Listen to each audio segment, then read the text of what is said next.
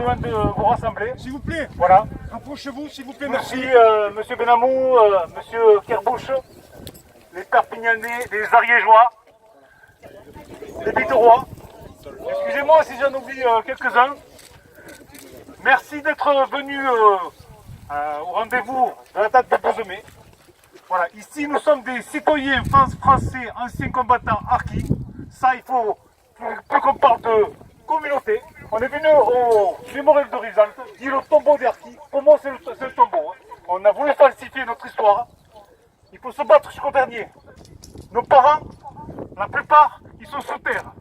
Le reste, ils sont tous malades. Ça, on ne peut pas le contester. Alors, aujourd'hui, je vais vous expliquer par rapport à la composante espagnole. À l'intérieur du mémorial de Rivesaltes, il y a Franco, le responsable de la tragédie de la composante espagnole. Au sujet de la composante israélite, il y a Hitler. Par contre, concernant la tragédie des Harkis, dont plus de 150 000 ont été massacrés, et c'est encore gentil, il n'y a pas de Gaulle. Pourquoi? Voilà. Je vous remercie tous. Monsieur Abdelakrouk va développer. Voilà. Merci Nasser.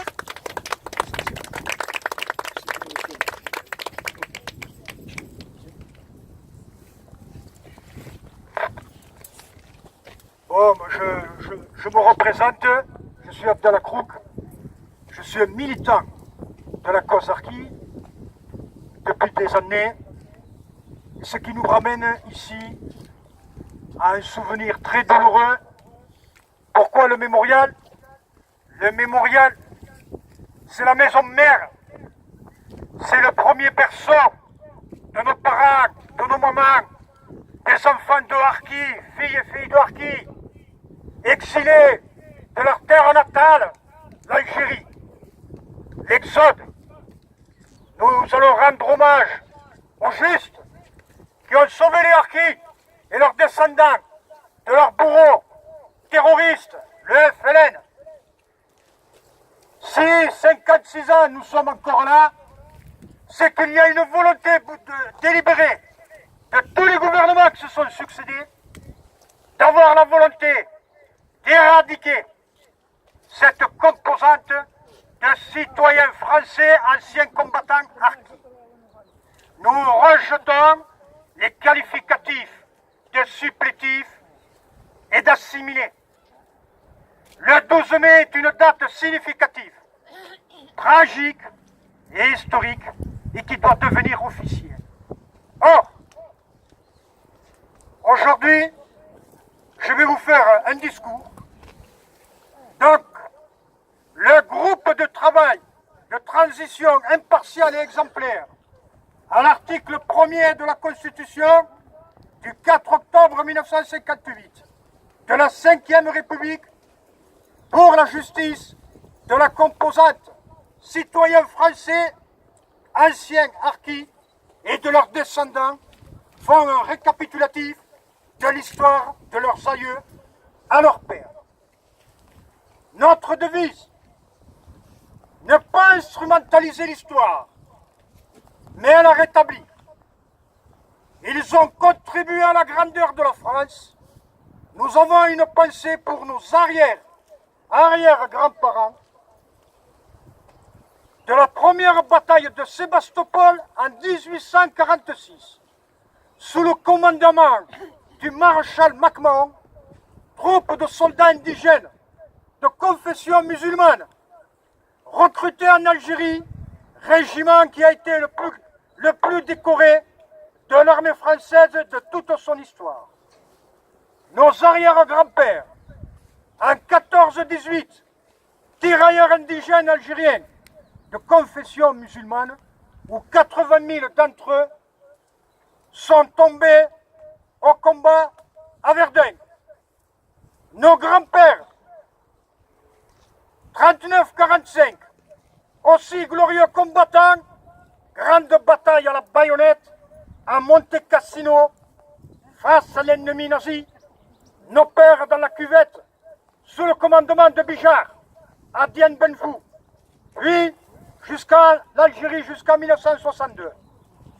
Le groupe de travail de transition, dans l'article 1er de la Constitution du 4 octobre 1958, pour une justice, a fait appel à cette composante à se rassembler à ce lieu de mémoire, le mémorial de Rivesaltes, au samedi 12 mai 2018, à partir de 14 h, pour dénoncer la falsification de notre histoire.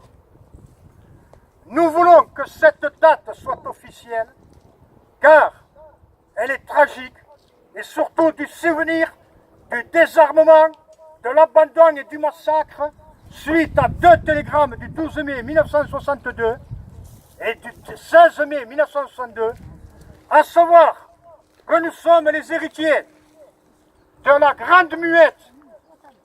Nos aïeux et nos pères étaient leurs frères d'armes et que suite à la tâche indélébile du désarmement, de l'abandon et du massacre, l'honneur de l'armée française est de faire un constat pour en tirer les conclusions et de protéger dans la citoyenneté les descendants de leurs frères d'armes par le sang versé. La République française est laïque et indivisible. Selon les principes, elle doit rétablir aussi la reconnaissance des forces auxiliaires de police, des GMS, groupes mobiles de sécurité, et la sécurité des camps de forestage dont les citoyens français anciens combattants harkis ont été les gardiens, où en ce jour, nous allons leur rendre hommage avec un dépôt de gerbes tombé glorieusement pour la France. Nous tendons aussi la main aux historiens et à l'institution de l'armée française pour rétablir la manifestation de la vérité. Ça veut dire qu'aujourd'hui, nous ne comptons plus sur les politiques. Les politiques aujourd'hui ne connaissent pas l'histoire, la douleur, souffrance que nous avons vécue. Nous nous adresserons à la Grande Muette, l'armée. C'est elle qui va nous appuyer.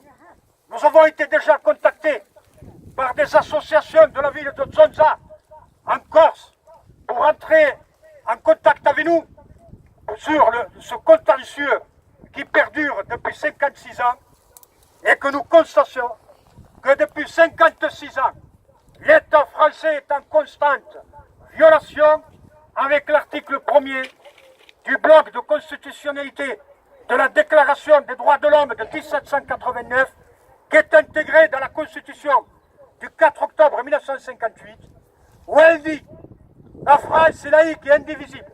Elle ne reconnaît ni une religion, ni une origine, ni une race, ni une communauté. Elle reconnaît l'unité nationale. Nous sommes citoyens français. C'est notre sésame, notre citoyenneté. On n'est pas des sous-citoyens. Le qualificatif de français musulman, c'est une transgression et une violation au texte en vigueur de la Constitution. Nous ne voulons plus être des sous-citoyens. Nous voulons être des citoyens. Aujourd'hui, nous constatons qu'il y a une violation et une discrimination dans ce mémorial qui est une volonté délibérée avec la complicité de ceux qui ont assisté à la construction et à fausser l'histoire. C'est qu'il y a une distinction de citoyens français, israélites, espagnols, et que les harkis et leurs descendants sont encore considérés comme des sous-citoyens.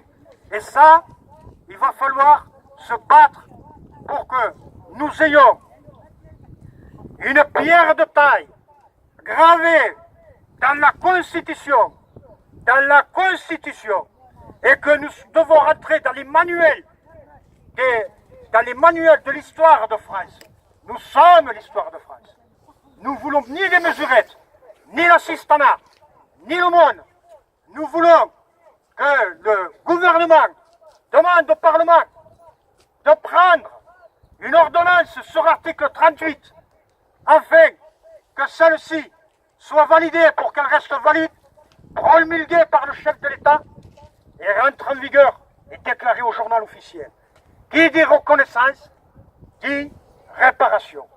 Réparation sur le plan matériel, sur le plan physique, et que quand on a un accident de parcours ou un accident de voiture, ils ont des spécialistes, experts en droit financier, et que notre estimation est inestimable.